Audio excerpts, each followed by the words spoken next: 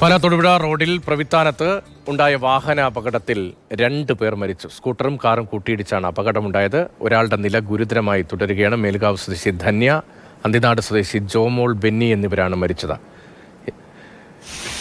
MS Lishoy വിവരങ്ങളുമായി നമുക്ക്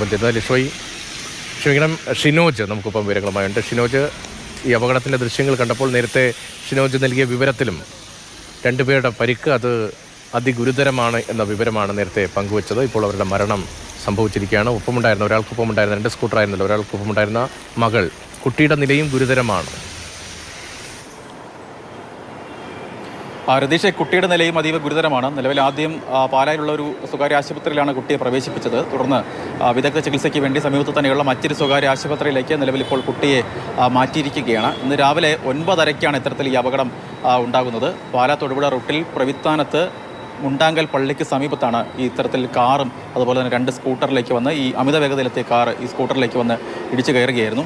മാത്രമല്ല, ഈ സ്ഥലത്ത് നിന്ന് ഈ ആശുപത്രിയിലേക്ക് കൊണ്ടുപോകുന്ന വഴിയിൽ തന്നെ ഈ 2 യുവതികളും മരിച്ചു എന്നാണ് നമുക്കിപ്പോൾ ലഭ്യമാകുന്ന വിവരമെന്ന് പറയുന്നത്. മേലുകാവ് സ്വദേശിയായിട്ടുള്ള ധന്യ സന്തോഷ്, ഒപ്പം അന്തിനാട് സ്വദേശി ജോമോൾ ബെന്നി എന്നിവരാണ് മരിച്ചിരിക്കുന്നത്. ഇവരുടെ മകൾ 6ാം ക്ലാസ്സുകാരിയാണ്.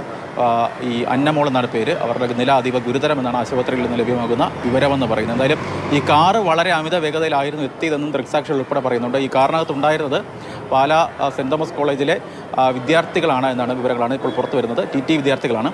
അങ്ങനെ ഈ നിലവിൽ ഇപ്പോൾ ഈ വിദ്യാർത്ഥികളെല്ലാം തന്നെ പോലീസിൻ്റെ കസ്റ്റഡിയിലാണെന്ന വിവരം കൂടി പങ്കുവയ്ക്കുന്നുണ്ട്.